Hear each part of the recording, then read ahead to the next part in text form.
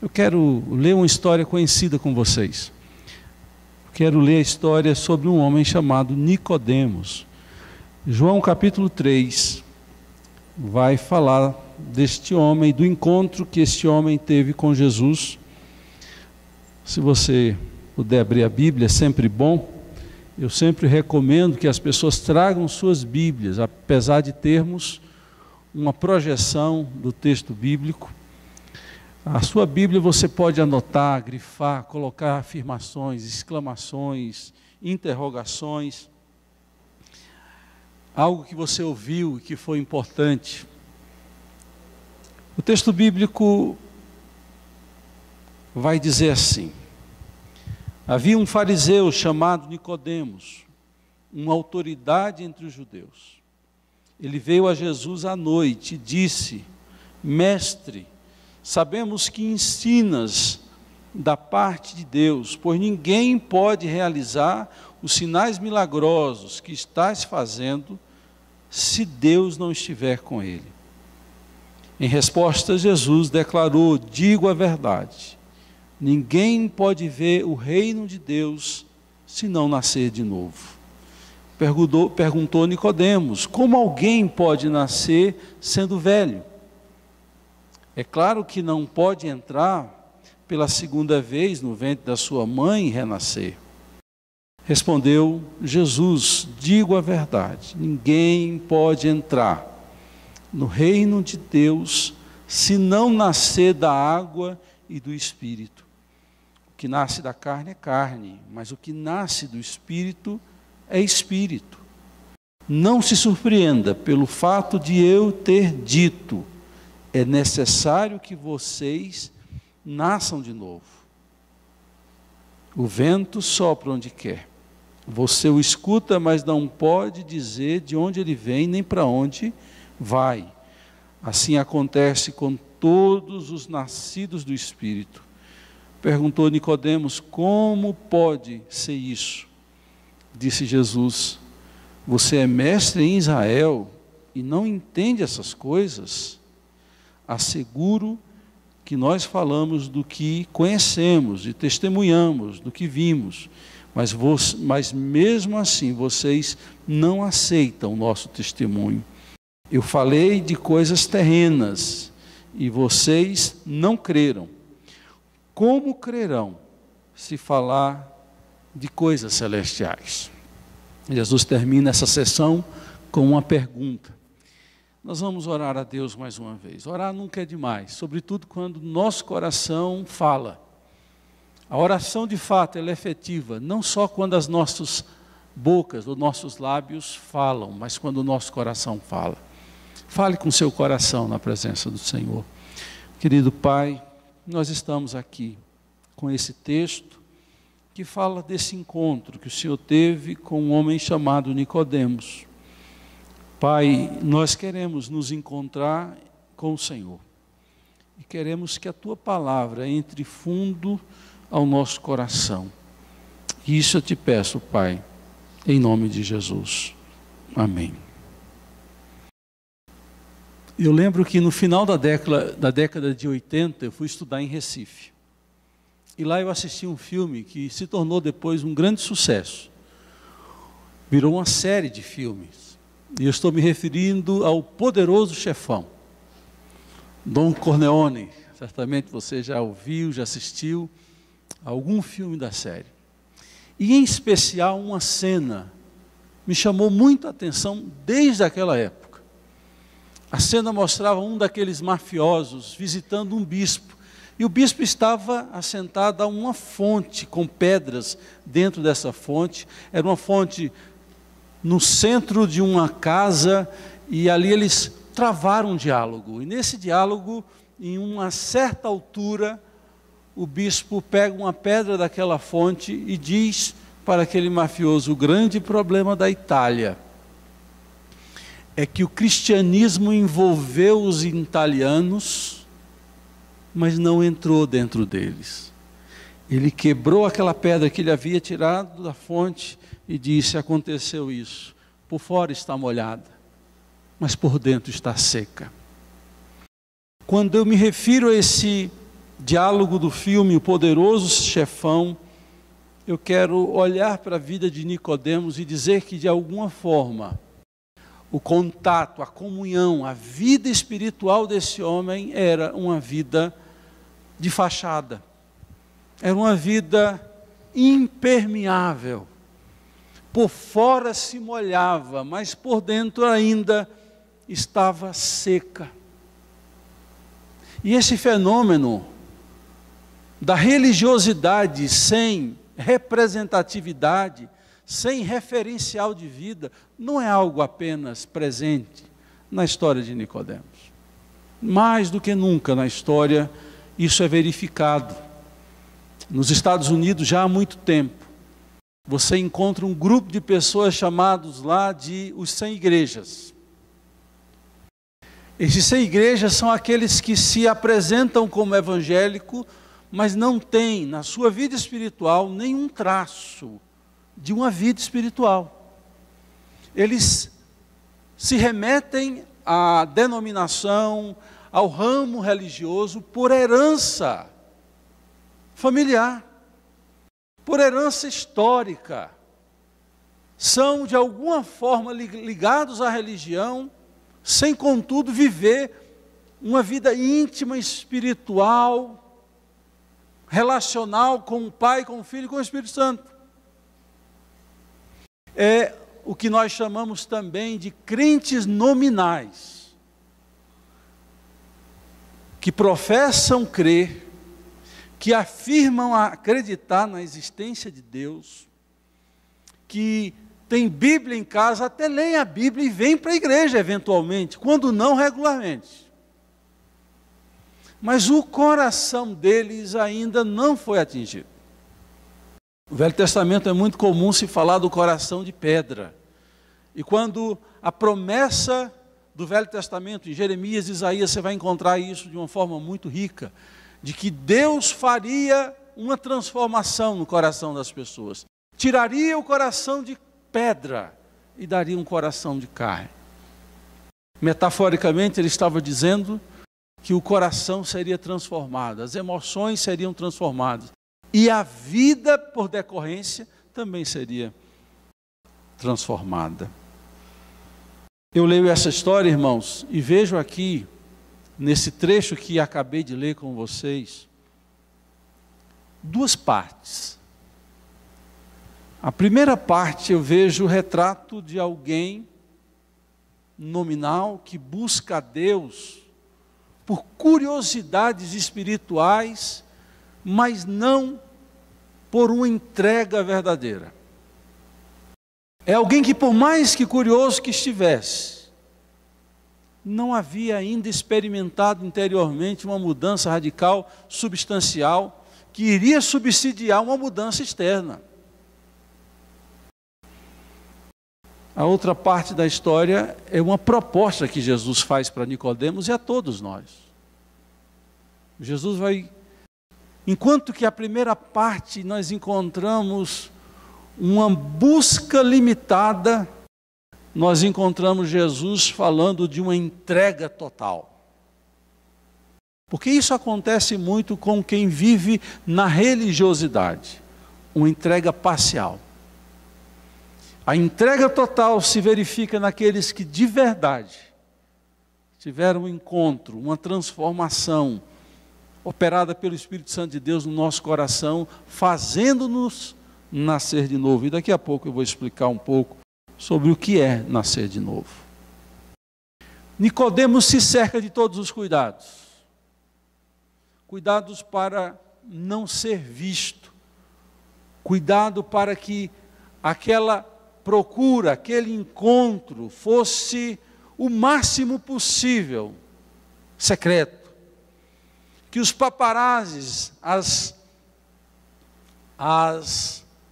jornais não pudessem registrar aquele encontro. Ele procura Jesus à noite.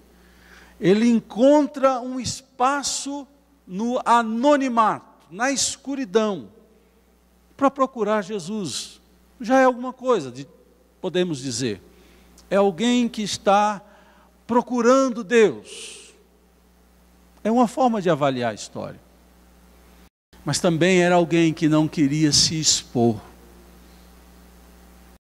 E aí vem a primeira dificuldade para aqueles que querem ter uma experiência, um relacionamento com Jesus, mas têm medo do que os outros vão dizer. Isso emperra a vida de muitas pessoas.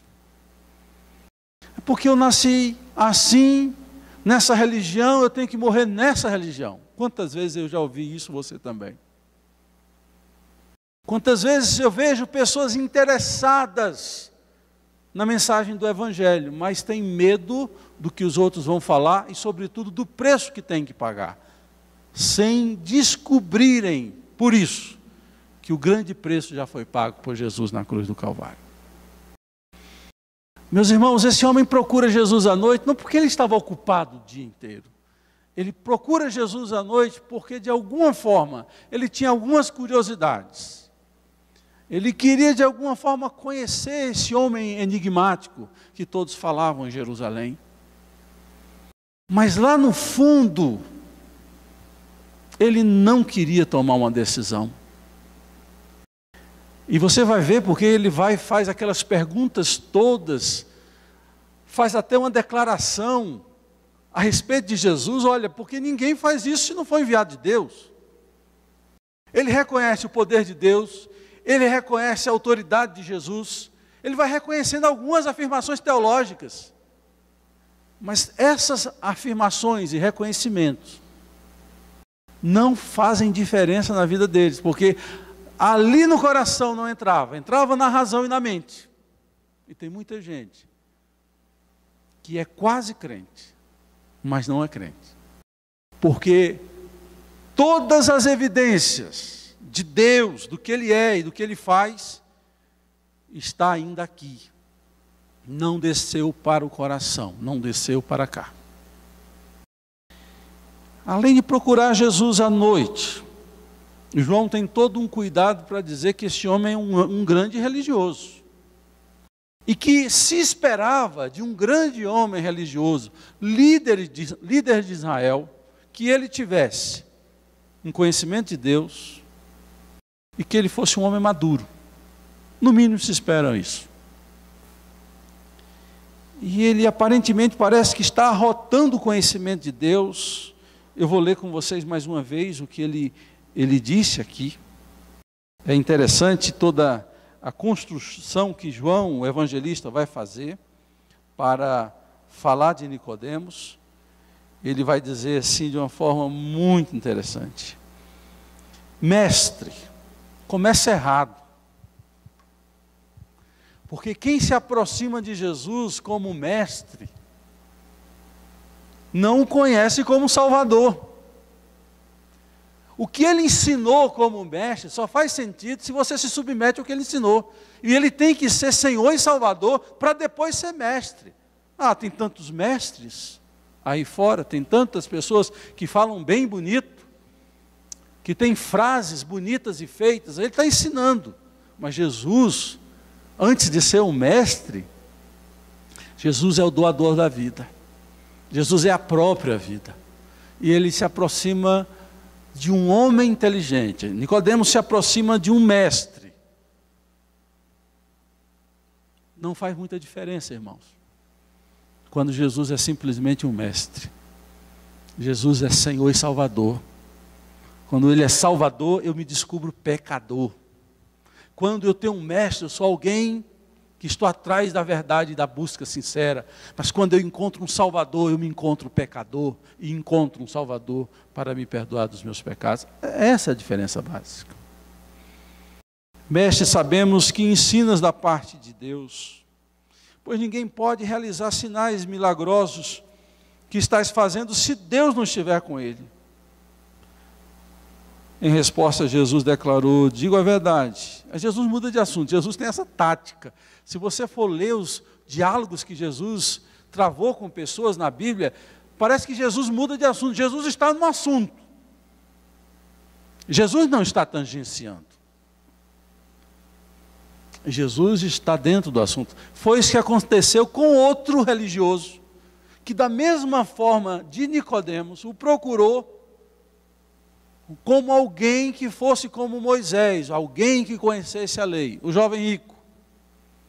O jovem rico também começou mal. Se vocês lembram da história, o jovem rico se aproxima de Jesus e diz: bom mestre, que hei de fazer para ter a vida eterna? Mais uma vez um mestre, alguém que está procurando um mestre. Você só vai ter sucesso na sua vida espiritual quando você procurar um Senhor e um Salvador. Por mais que você adjetive dizendo que Ele é bom, você precisa de um Salvador, além de um mestre. Que hei de fazer? Esse é o grande calo do perigo, da busca da relação com Deus, é de querer fazer para Deus, para merecer algo por ter feito. Que hei de fazer? A grande descoberta do Evangelho é que o que você tinha que fazer, Jesus já fez, na cruz do Calvário. E quando você descobre que Jesus já fez, e que você não pode e não deve fazer nada, a não ser crer de coração e de verdade, você se sente completamente passivo num processo de salvação, que não tem a ver com sua bondade, com suas virtudes, nem com suas obras. O cristianismo bíblico, ele é radical nesse ponto. Não é o que eu faço, não é o que eu sou, que me leva ao céu. É quem é Jesus e o que Ele fez por mim. Isso é radical. E Paulo vai dizer isso em Efésios capítulo 2, não de obras, para que ninguém se glorie. Pela graça sois salvos, mediante a fé, isso não vem de vós, é dom de Deus. Não vem de vós, para que ninguém se glorie. E às vezes nós que evangelizamos pessoas e queremos que as pessoas sejam salvas pela fé em Jesus, ficamos investindo em pessoas que a gente diz lá no coração, essa pessoa é quase crente. Ah, mas falta pouco. E são os que dão mais trabalho para se converter.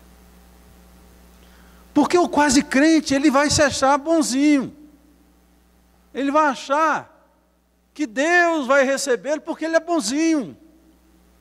E a gente sabe porque a Bíblia diz que a gente só chega na presença de Deus mediante o sangue de Jesus. Alguém que foi perdoado, alguém que foi redimido, restaurado, libertado. Todas essas ações de Jesus por mim me credenciam a chegar ao Pai. Ninguém vem ao Pai senão por mim, disse Jesus. Ninguém vai ao Pai por conta própria. Ninguém entrará no céu por virtude, por feitos, por obras.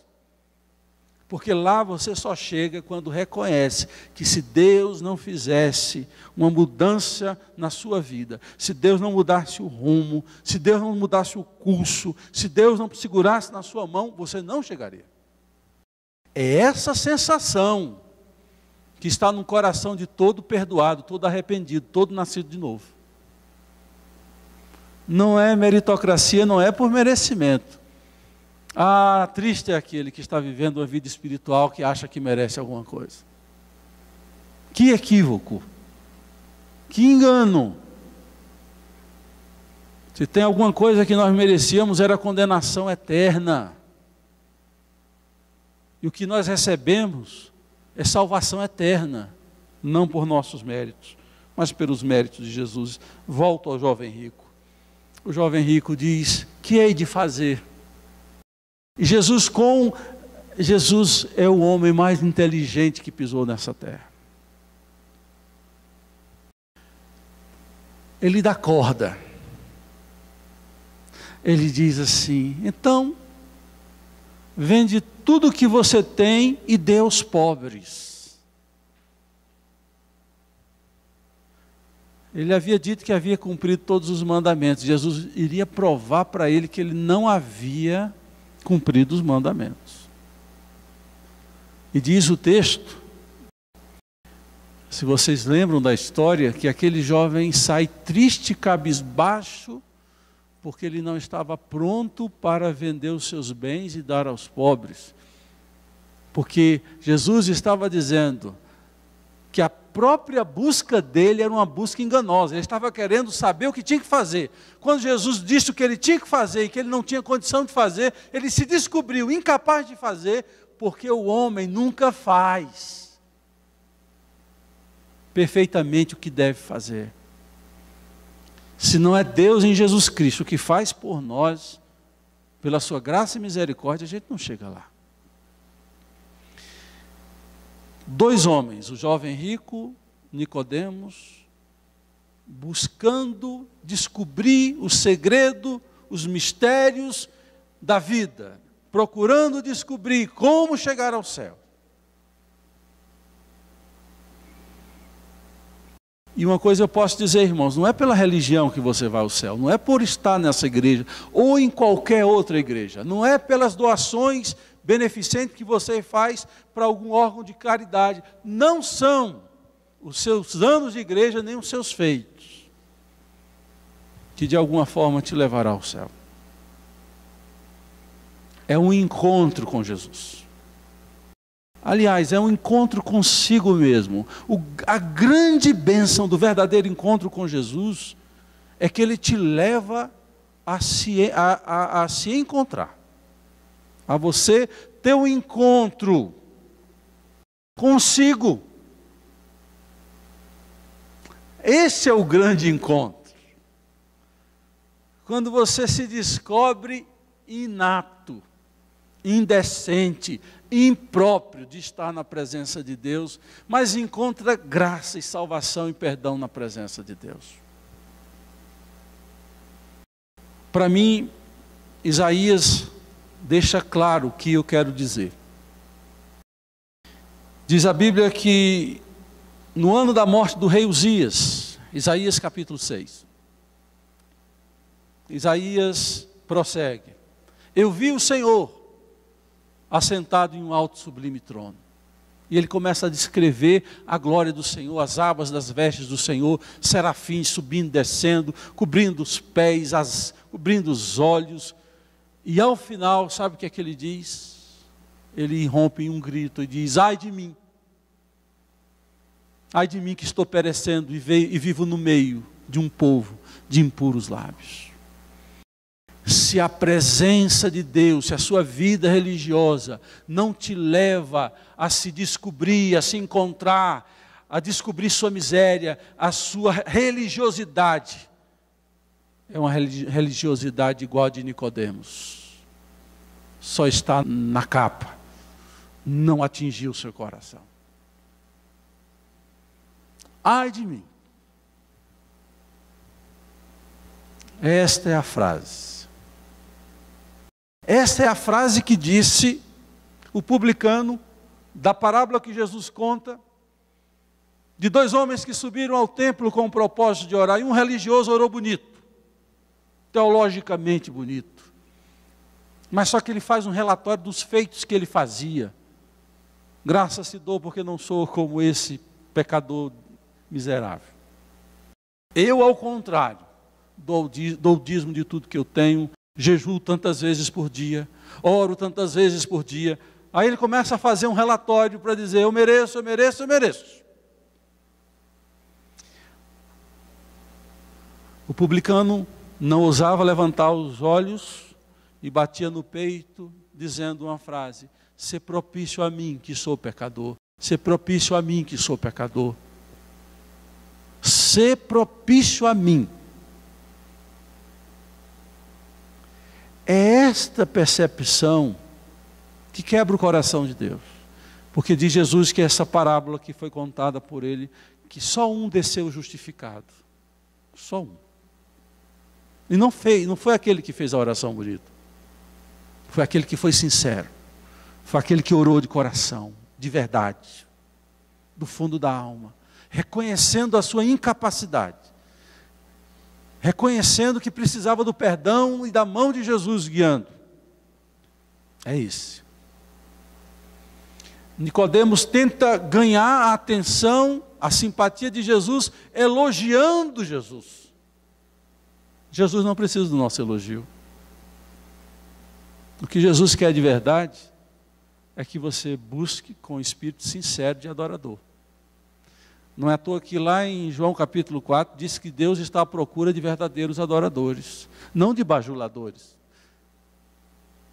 mas de adoradores, que o adorem em espírito e em verdade. A religião por si só é mais perigosa do que uma vida sem religião. É estranho o pastor falar isso, né? É muito estranho. Porque nem eu e nem Jesus, nós estamos pregando uma religião, nós estamos pregando a salvação. A salvação é diferente de uma religião, porque existem várias e muitas religiões, que é aquela tentativa de ir a Deus, encontrar o imanente, o transcendente. E é equivocada a afirmação de que todo caminho leva a Deus. Por isso que eu estou dizendo que a religião é perigosa, porque você tem tantas opções e pensa que todo caminho leva a Deus e não leva. O que leva é Jesus. É passando por Ele, vinde a mim, vós que estáis cansados e sobrecarregados, e Ele, Jesus, aliviaria. É segui-lo. Apesar de estar em uma denominação ou outra, é isso que pesa. Não é uma religião institucionalizada. Por mais que seja necessário religiões institucionalizadas. Mas por que as pessoas procuram religiões? E sobretudo a religião idólatra? Porque as pessoas não querem nascer de novo, as pessoas não querem obedecer, as pessoas querem alguém, um Deus, que as proteja, que as abençoe. As pessoas querem isso. As pessoas não querem um relacionamento. Poucas, e aí é que está o novo nascimento. O novo nascimento é um relacionamento. Uma religiosidade é um Deus que a proteja, que a abençoe, que livre do mal, amém. É isso. Por isso que você vai encontrar muitas vezes pessoas que vêm só quando a coisa aperta. Ela quer uma proteção, quer uma saída. Mas um relacionamento não. Um relacionamento com Deus é algo que vai muito além de momentos de dores, de dificuldades, de angústias, de necessidades. Um relacionamento é um relacionamento de 24 horas. Bonança, dificuldades, alegrias. É algo que se estende numa relação de amor. E daqui a pouco eu vou falar um pouco sobre isso mais. Então, o que demonstra uma religião que busca proteção e bênção, ela é cercada de patuais, de amuletos, e alguns evangélicos de óleo para isso, óleo de unção para aquilo outro, e uma série de coisas, rosa de Sharon, voltando aos vestígios do paganismo antes do cristianismo, com cara de cristianismo, que é pior ainda. Nicodemos procura Jesus e ele apenas coloca uma evidência: olha, o que o senhor está fazendo é obra que Deus está contigo. E Jesus diz assim, algo muito interessante para esse homem. Jesus parece que ele muda de assunto, mas ele está no assunto. Digo a verdade, ninguém pode ver o reino de Deus se não nascer de novo. O homem está elogiando, o homem está rasgando seda para Jesus. E Jesus diz, ninguém pode ver o reino de Deus se ele não nascer de novo. Perguntou Nicodemos, como alguém pode nascer de novo? A mente dele é tão racional e carnal, que ele pensa de forma a trazer elementos naturais para uma conversa espiritual. Então tem que entrar no ventre da mãe de novo. E Jesus vem então com a máxima: quem não da água e do Espírito não pode ver o reino de Deus. Eu vi uma interpretação maravilhosa sobre isso, e desde lá eu tenho assim, eu gosto de dar essa explicação. O judeu, ele, pela observação, ele via que todo parto, a bolsa rompia, o líquido amniótico saía, e eles percebiam que a criança ficava dentro da água, nascia da água. Por isso que se diz que quem não nasce da água é o primeiro nascimento, e que todos nós, seres humanos, partilhamos, todos nós passamos por uma gestação, e ali dentro de uma barriga com líquido amniótico, e nós nascemos da água. Todos nós experimentamos isso. Mas Jesus disse, isso todo mundo passou, mas nascer do Espírito nem todos passam. Nascer do Espírito é depois que a gente nasceu da água, depois que a gente nasce como criança e vai crescendo, crescendo, até que ele descobre que existe um Salvador, e que você corre para esse Salvador, se arrepende dos seus pecados e recebe dele a vida eterna e a comunhão andando com ele. O nascer do Espírito é o momento em que eu me arrependo dos meus pecados, que eu me converto, que eu olho a vida de forma diferente, os meus olhos se abrem. Eu começo a olhar essa vida que eu estou, não posso viver mais nela. Você começa a olhar para a sua história, o seu passado, dizer algumas coisas construídas de bonitas, outras foram terríveis. Olha o que eu fiz. As escamas caem. Os sentimentos mudam, por isso que quem se converte tem mais facilidade em perdoar, e quem nunca se converteu, ela morre com rancor no coração. É um dos exemplos.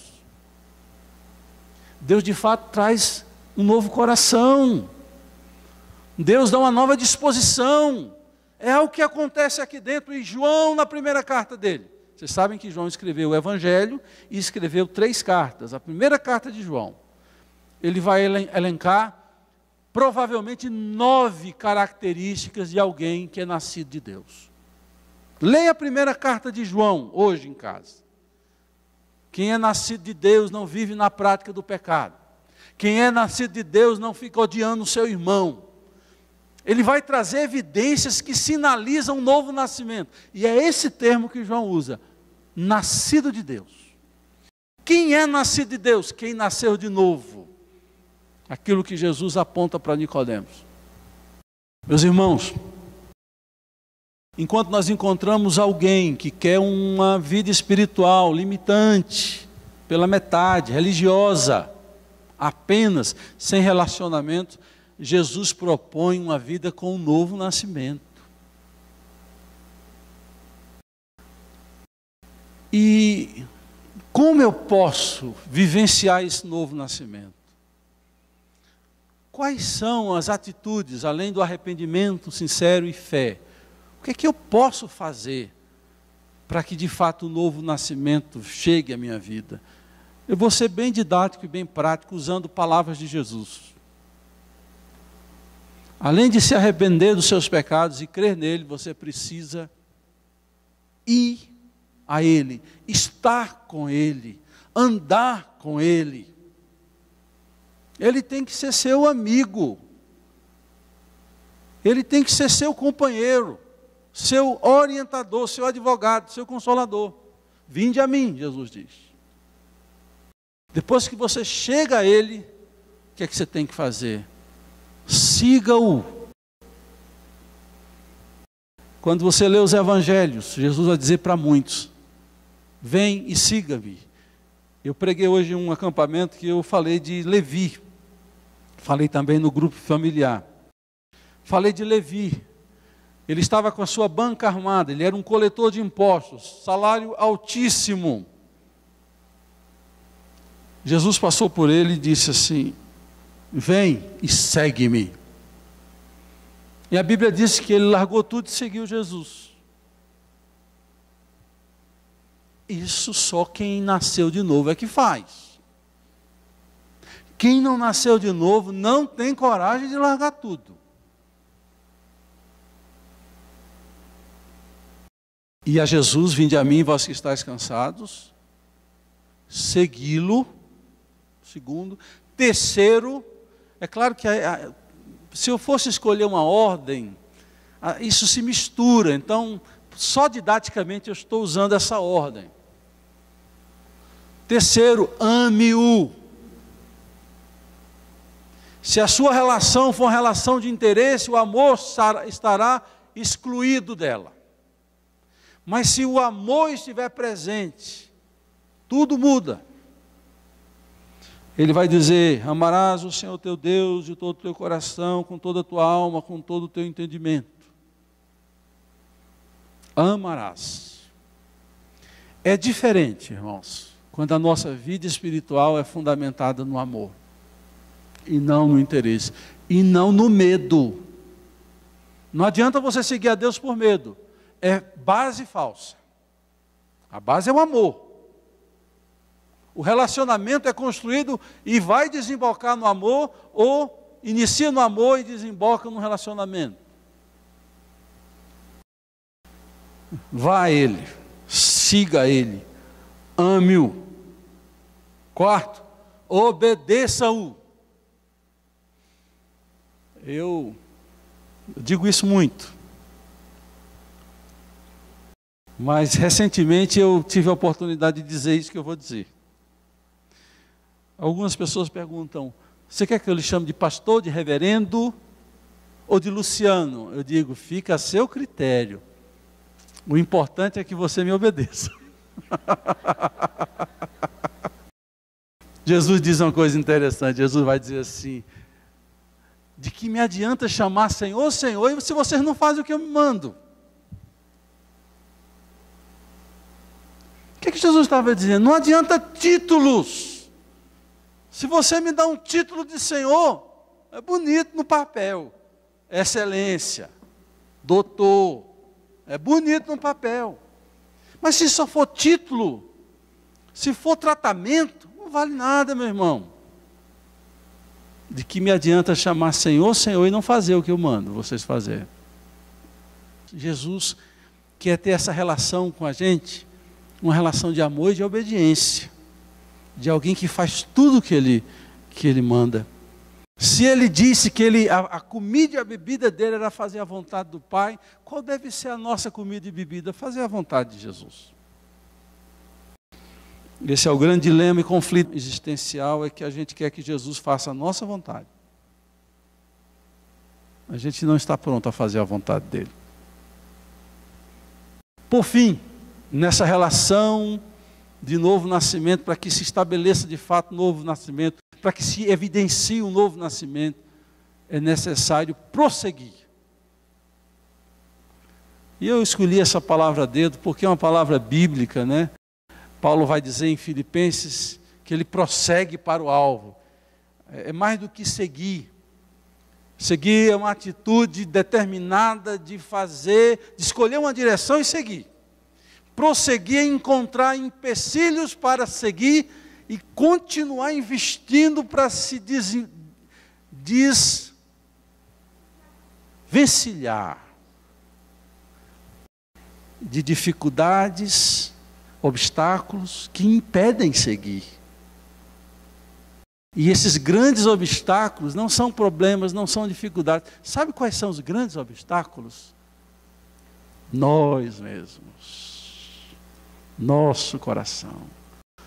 Nossas teimosias, nossa maldade, nossa obstinação. Nós somos o maior problema. Por isso que a gente tem que ir aos pés de Jesus constantemente, para poder descobrir o que somos, e descobrir que somos pó, para continuar dependente dele. E a gente cai e levanta, prosseguir é isso.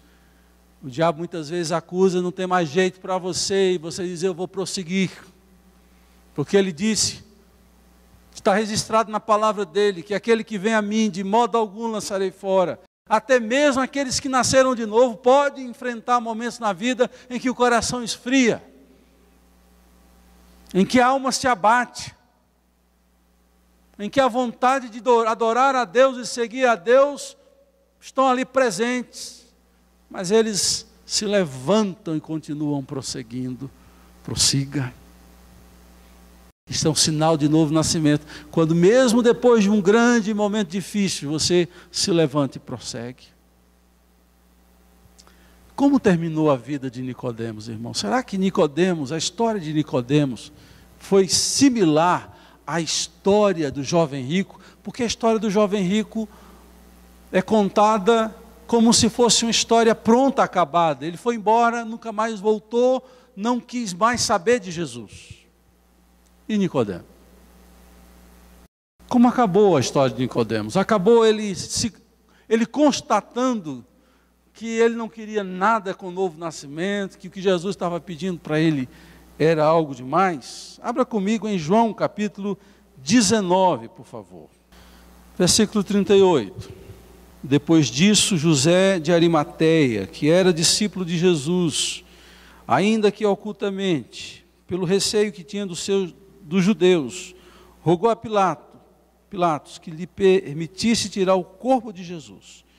Pilatos o permitiu, então foi José de Arimateia e retirou o corpo de Jesus. E também Nicodemos, aquele que anteriormente viera ter com Jesus à noite. A morte de Jesus foi tão extraordinária que 2 seguidores secretos de Jesus saíram da toca. O próprio José de Arimateia, diz o texto, que ele tinha receio do que a multidão pensaria dele, mas quando ele foi tirar Jesus da cruz, todo mundo estava vendo, e ali ele estava se expondo. Esse homem que morreu é o meu Salvador. E quem estava com ele? Nicodemos. Eu que fui à noite e hoje estou aqui de dia para dizer que esse homem mudou minha vida.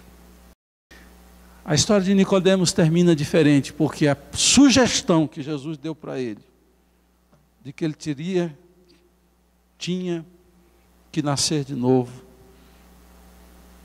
não sei se na mesma hora ou se em um outro momento, ele se ajoelhou e disse: Jesus, hoje eu quero nascer de novo. Eu quero me arrepender dos meus pecados. Eu quero ter um relacionamento com o Senhor. Eu quero ser um seguidor. Alguém que larga tudo para fazer a tua vontade.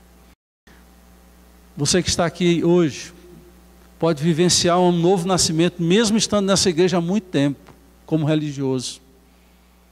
Eu já encontrei várias pessoas que disseram: pastor, eu estou nessa igreja há muito tempo, mas eu me converti um dia desse. Um dia desse eu me converti, porque eu só vim aqui, estava aqui, batia meu ponto, tinha mais medo de Deus do que desejo de amá-lo. Hoje é um dia talvez de você dizer: Deus, hoje eu quero nascer de novo, eu quero deixar de ser um religioso, alguém que só é tocado externamente. Eu quero ser tocado no coração. Curve sua fronte, tenha um momento de oração com Deus, fale com Ele, fale para Ele, do desejo que você tem de ser um seguidor de Jesus.